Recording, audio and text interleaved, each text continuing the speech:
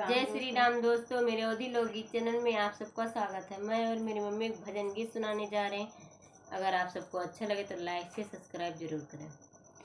भज सिया राम हमारे नाही कियहु, भज सिया राम हमारे नाही कियहु। नदिया किनारे एक मंदिर बने, नदिया किनारे एक मंदिर बने। बन गए मंदिर पूजैया नहीं कियहु, भज सिया राम हमारे नहीं कियहु।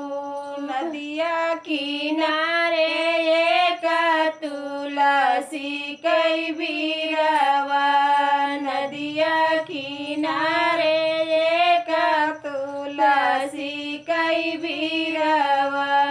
सुखी गई तुलसी सिंचैया नहीं कियहु, सुखी गई तुलसी सिंचैया नहीं कियहु। भज सिया राम हमारे नहीं कियहु, भज सिया राम हमारे नहीं कियहु।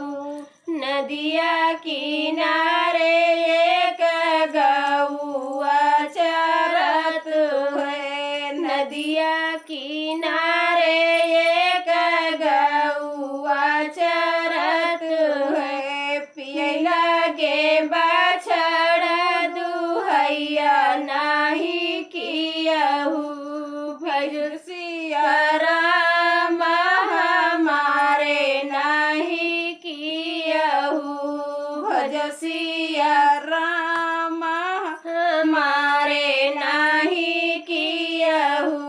नदिया किनारे एक महल बनत है, नदिया किनारे एक महल बनत है।